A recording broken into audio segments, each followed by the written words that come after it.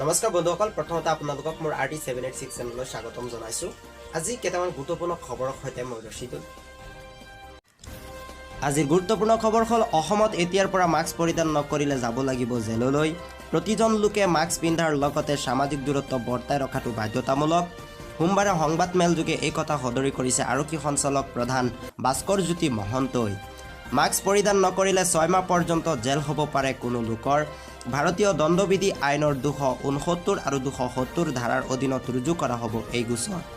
ধঁপাতজাতীয় সামগ্ৰী, গুটখা ইত্যাদি বিক্ৰী কৰিলেও দিয়া হ'ব শাস্তি। কপ্তা আইনৰ আধাৰত ৰুজু কৰা হ'ব এই গোচৰ। 18 বছৰ তলৰ লোকসকলে ধঁপাতজাতীয় সামগ্ৰী সেৱন কৰিলে ভৰিব লাগিব জৰিমনা। এতিয়ালৈকে 25,000ৰো অধিক গাড়ী আৰক্ষীয়ে জব্দ কৰি ৰাখিছে।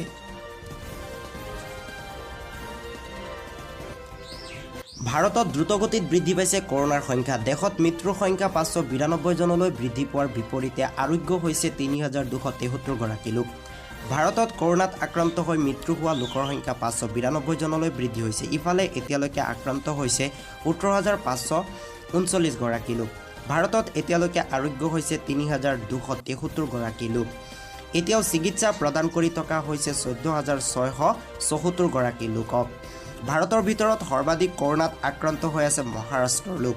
ৰাজ্যখনত কৰোনাত আক্ৰান্ত হৈছে মুঠ 4,666 গৰাকী লোক। আক্ৰান্ত হৈ মৃত্যুবৰণ কৰিছে 223 গৰাকী লোকে। এতিয়াৰ পৰা সপ্তাহত 3 দিন খোলা থাকিব কিতাপৰ দোকান।